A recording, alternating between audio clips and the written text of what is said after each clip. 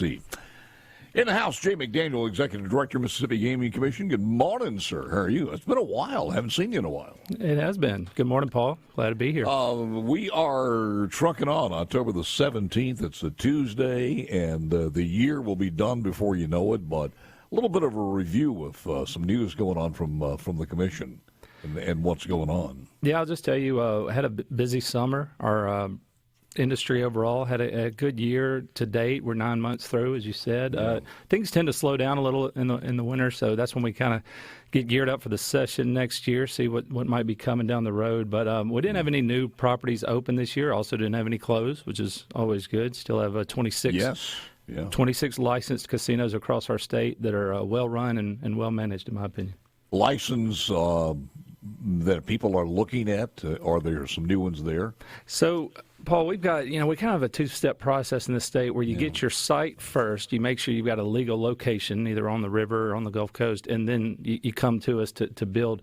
We got about 20 sites out there that are ready to be built on, and I get calls all the time about the next one that's ready to come. But until it actually, an application gets in my hand, there's really nothing to report on. There's a lot of interest. Money's kind of at a premium right now. It's kind of hard to get that financing. But I do think we are still a very appealing destination for those that are looking to open a casino. So I think it's a matter of time before we see another one come in. But that's got to be the situation across most of the country because of the economy, isn't it? Yeah, everybody's kind of on hold. That's right. You got two problems. One's the economy. The other is gaming is just so much more popular now. There are so many other places. I mean, Manhattan right now is looking at adding 3 casinos. And if you've got money and you're looking at, do I go to Manhattan? Do I go to Mississippi? You got to weigh the return on investment on that. You're going to have to put a lot more money into Manhattan, but what are you going to get back from it? So there's just more availability to put a casino. So those two things do kind of weigh against us right now. And I would imagine there are other states who are looking at it, just across the country. The ones that don't have it are all looking at it. That's right. That's something we always keep an eye on. Our neighbors to the east, both Alabama and Georgia, don't have legalized commercial gambling, but they talk about it every session. Texas talks about it. There's wagering in South Florida, but not the Panhandle, but there's always that chance of expansion there. So it's something our operators have to stay vigilant and be ready. The good news is every year goes by that they don't have the infrastructure that we have, puts them behind the 8 ball and helps us out, certainly on the coast. Yeah. Because as far as the weather, the ocean, everything else, and all the other things to do. And events like cruising the coast. Definitely. That's one thing, both our operators and our state, that's what we desire, is that we have a market that's not just about the gaming. It's about coming and doing the other things.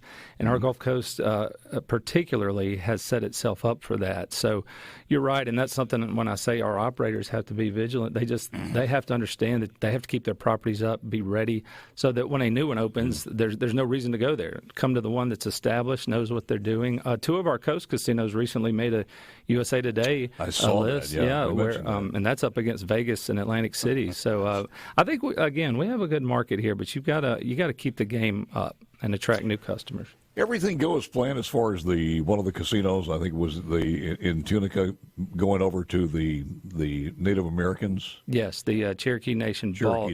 That's right. They bought Gold Strike earlier this year from MGM, and it has been running smooth as it was before. They're doing a good job up there. They have several Oklahoma casinos. So they're trying to make themselves a regional player.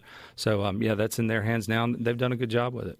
And they're going to keep that at Gold Strike, as Gold Strike? For now, it is. Yeah, I don't see any plans to change the name. They haven't. They do any renovation or anything else, or just they're working on that now. I think their idea was come in for about 6 months, get their feet under them, and that's something they're talking about. Where's the best place to put money into it? And I think certainly you're going to see at some point whether it's hotel renovation, floor renovation. I think that's coming. Yeah.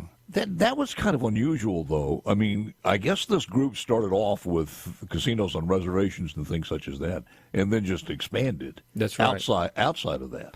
Yeah, you're starting to see more tribal markets do that. Originally you set your property up on tribal land, which is like the Choctaws do up near Philadelphia, and then as you make money off of that and you run out of space that's tribal, you say, well, we're in the gaming business now. Let's go commercial. Yes. We call it commercial gaming. Yeah. And so, you're seeing the Seminoles in Florida have really done.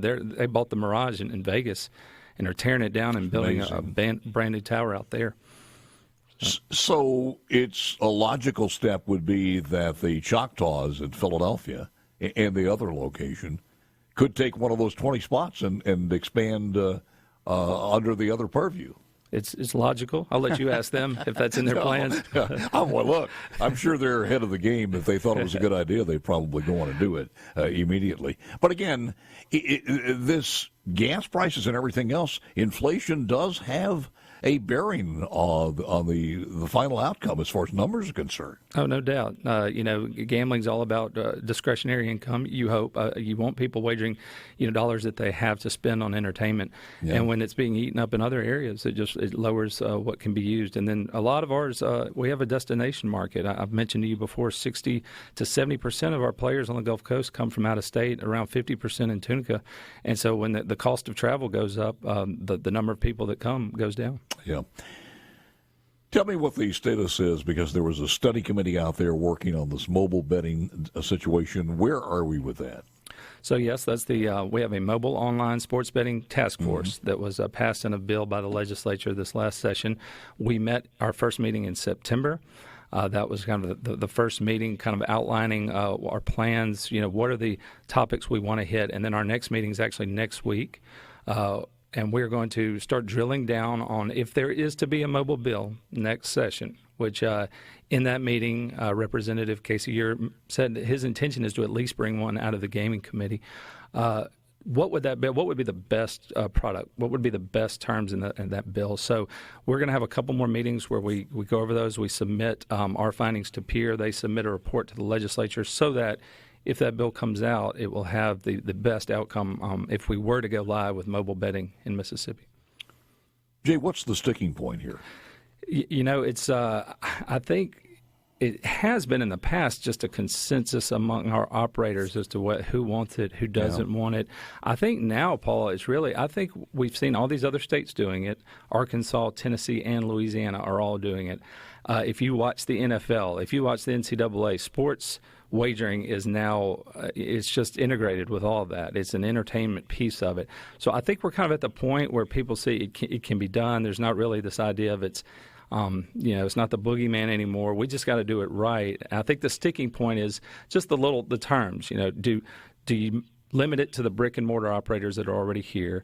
What kind of tax rate? Do you keep it the same tax rate? Is there an entry fee that's higher than what we charge casinos? I think we're kind of down to those kinds of questions, and then it's just up to the legislature really. Do they want it or not? Is it? I think we heard about this before. It was the smaller casinos that felt a little bit uneasy about it, more so than the larger casinos. Was that true? I think that's fair. I don't know if it was any one particularly, but you do have the idea that if you watch NFL, you see the Caesars commercials and the BetMGM and the DraftKings, and so how can I, as a smaller operator, compete with those? And so I think there is that fear. But I also think, a bill could be written that would allow a smaller operator to partner with those and have the same kind of promotional opportunities and advertising that you could reach out into across the state. So I really think we've examined this. I don't think a small operator is going to lose their walk-in customers. I think their local customers there's still people that want to bet in person. They want to be anonymous. If you use the app, they know who you are, which can be a good thing for some people. They get the promotional opportunities. Some people just want to walk in and bet their $20 and walk out. So I think there'll be a mix of people that like to do both, honestly. It's got to be data, because so many people have been doing this for quite a while now. For smaller casinos in other cities, how they have fared. Has it been injurious to them as far as bottom line or not? But I can understand that. More coming up with Jay McDaniel, right man. Speaking of which, Jay McDaniel is Executive Director, Mississippi Gaming Commission. Anything new that you're going to be preparing to submit for the legislative session 2024 coming up? Now, from my office, we typically it's the government stuff. You're making sure our appropriation is what we need, especially if we're going to see, if we do go live with this mobile sports wagering, that's a whole new ball game if it's statewide. You need people with technical expertise, people that have worked in that area. So the ability to attract talent for that, something that I'll need to make sure I can staff appropriately. But most of the gaming issues, things that we need to change for the industry's benefit, they handle that. Obviously, I'm a regulator. I regulate under the rules we have. But, Paul, I don't know of anything I've heard on the street other than this sports wagering bill that really is going to get a lot of press in the spring. If we get anything major, I would be very surprised.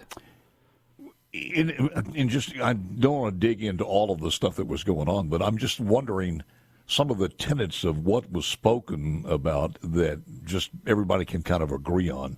Things such as, is there a number or a limit that you can bet as far as money-wise, and things such as that? Right. So right now we do have retail sports betting. I don't know if everyone knows why, but when the federal ban got repealed, our law already allowed for the retail. You could walk in and bet. You have to bet on the premises. And you can pretty much bet whatever the casino is willing to take. If you walk, you may have heard the story about this Mattress Mac, this guy that bets big on the Astros. How could you not? Yeah, well, he came in our state a few years ago when we were one of the only games in town and bet here, $1 million.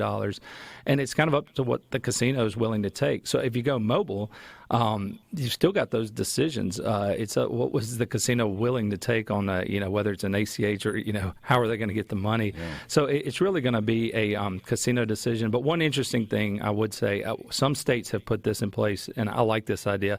If I'm signing up for a sports wagering account and I'm new to this and I want to make sure I don't get in over my head, I can set my own limit. I can go on there and say, I do not want to wager more than $500 in a month. And they allow you to set that on yourself and can only be moved if you go through a process. Yes. So I think that restriction is what I think that would be a good idea. Let people put restrictions on themselves. That helps with the problem gambling, which is a big issue as well, and something I'm passionate about, making sure we have tools for people, and especially with a new product like this. So I think that's what we would more likely see is more of a self-restriction on how much you can wager. The geofencing would be statewide. It's just not across the state lines. That's right. That's correct. That's right, and they're doing that in Louisiana right now. There are a couple of companies that do it, but there's one large one that pretty much everyone uses, and they do a really good job at it. It'll ping the exact location that cell. If you're betting by cell phone or IP address, it'll show where it's coming from. If you cross the border, it's accurate within a foot. I mean, if you're on our side of the river, obviously you can't do it. You drive across the bridge, you can do it in Louisiana. Yeah. So and it's funny, they're telling us how many pings they're seeing from Mississippi of people trying to get into Louisiana. They can monitor that. Well, what is it? How much is it? It's a lot. It's a lot? Yes, it's thousands each month, and that's what we look at and say, wow, there are people here that want to do it, and when they hit that barrier, they're probably driving over there and doing it once they realize they have to go over. So it's data they're giving us, which is very helpful. I don't think anybody really knows the number as far as bookie, how much money is being bet now, but it's I think everybody agrees it's a heck of a lot of money that it's got we're a lot not getting taxed on. Yes, it's got a lot of zeros behind it. I guarantee you. Yeah. How do you get your winnings or pay your losings? This is all done on digital transaction. You don't have to physically go and pick it up? That's right. If it's set up that way, most states do it this way. You fund an account. If you open an account on your phone and you fund it with $1,000, you make your wager, say $100, and it deducts that. And then when the game is settled, if you win, it'll put that 100 back plus another 100 back. But it's immediate. So you just open up an account. That's right, and that's the advantage of the legal side, because for those that know how the illegal side works, it's usually not like that. You go and you pay, and then a couple of days later, after they've settled, then they pay out the winners. So it's an immediate, win. Luigi shows up with a bundle of money or a baseball bat, one or the other. That's right. That's right. That's the vast difference. And we try and stop that from happening. We try our best. You guys take Bitcoins? Anybody taking Bitcoins out there? Not to wager. We still have a few properties that have the Bitcoin, like ATMs, where you can go, settle. But as far as wagering in Bitcoin, that's not something that's gotten any traction. Not at this point. I will say those illegal sites, those offshore sites, I do think they deal in Bitcoin because they can't use credit card transactions. They won't work with them because it is illegal. And so I think that's the only. If you go on a site and they're asking for Bitcoin, it's probably an offshore illegal site. You are hearing the voice of Jay McDaniel and seeing Jay McDaniel on TV, Executive Director, Mississippi Gaming Commission. I do wonder what is next as far as gaming is concerned, and these slot machines are getting more and more sophisticated all the time. It is absolutely amazing, but we never hear about violations that much. Even in restaurants, some of the restaurants that did not pass inspection, is it because there's not that much out there, or you guys just don't release who's stepped over the line? Yeah, so we find violations, Paul. What we typically do is, as long as we don't have to fine them or have some gross misconduct, you don't read about it in the paper. We do what we typically. What's a paper? Yeah, I exactly. know. Go ahead. I still throw that back. You don't read about it online, the online version. But what we do is we typically, our casinos, if it is a violation, is typically, I've said this before, it's usually minor. It's usually an employee-based problem. Someone's not followed their internal rules because the casinos set up their internal controls very well, and so we typically give them the opportunity to train and do what they need to do to that employee. As far as a casino management, structurally setting something up in violation usually doesn't happen. What we do more often is the individuals that cheat, the dealers that show their cards to a player. You get a lot of collusion on the floor. We do arrest those, and we revoke the permits of those that do it. So what you see a lot more is the individuals that we arrest or cite, and so there's a lot more of that than the actual company itself having problems. If we do put good graces on the mobile betting in the next legislative session, how many more personnel will you need? I would, it's going to depend on how extensive that bill is. I mean, honestly, it really comes down to what is the bill going to say? What's it going to allow? But I would say half a dozen to a dozen people. I have the pins. I have the spots. I'm waiting to see what I need before I fill those because depending on how advanced we go, how much we allow them to do. But yeah, the legislature's been good as far as giving me the appropriation. Right now, I'm kind of sitting on waiting to say, all right, well, what do I need before I start spending the money, obviously. What would the violation be? I'm just trying to think, what would the violation be? Not paying off or... Oh, yeah, you're talking about like from an operator standpoint? Yeah, in other words, what will one of these agents have to go look at? What's the most common infraction? What you would probably see on mobile betting is I've set up that wallet, as I said, and I put my $1,000 in there, and I made a wager, and now the casino or the operator's telling me either I didn't make the wager, there was something with the outcome that I don't agree with. They're saying, the game ended a certain way, and I want my money back. Okay. It's almost like a machine that's malfunctioned. It is. Dispute there. That's right. But when it's on the casino floor, we've got agents there. They can be there in a matter of minutes. When it's on that mobile device, we may have to do some data mining. We're going to have to dig in. We may have to drive to Tupelo to visit that individual. So there's a lot more travel involved. Once you open it statewide, it changes. I've got offices in Tunica and Biloxi. I don't have people in Northeast Mississippi. So those are the kinds of things we've got to be ready for. Here's another example, too, where the new generation has to be tech-savvy because somebody says, my Wi-Fi dropped, we didn't get your bet, so you didn't win. Right. But I'm sure that they get some kind of confirmation. Well, that's right. That's what we got to make sure is it's set up that it's clear. This wager has, just like when you can, make a booking at a hotel. I've got a confirmation number that that you've taken this, and we're not going to let them, we won't let them weasel out of that. But if there's no confirmation, just like you said, a slot machine, I say I put money in it, and we look at the camera, and no, you didn't. It's pretty much that simple. But with online mobile betting, it can get a lot more into when it did or didn't go through. Was it right before kickoff? Was it right after kickoff? A lot of things. When those events start, all bets are supposed to be off, and sometimes it happens in to the player's advantage. Sometimes people are able to wager after. We've seen that happen, and that's not a fair wager. I don't think I'm by myself on this one. I bet you a lot of people, especially guys, have gotten down the rabbit hole on YouTube. Watching casino cheaters and some of the historic ones and different ways to cheat, and it is amazing.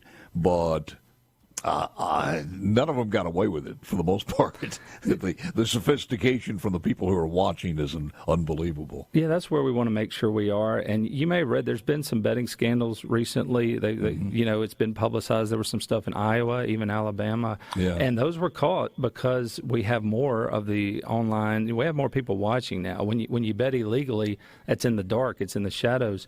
If we open it up, you have the technology to catch those kinds of things. I wish we had more time here. Next time you come in, I'll have to ask you about this, because I'll bet you AI is figuring into this also in the development of AI. Yeah, absolutely. Man, it's always a pleasure. Jamie Daniels, thanks for coming in, Jay. Appreciate it very much. Thanks, Paul. Have a great weekend. Back with weekend. It's only Tuesday. What am I saying?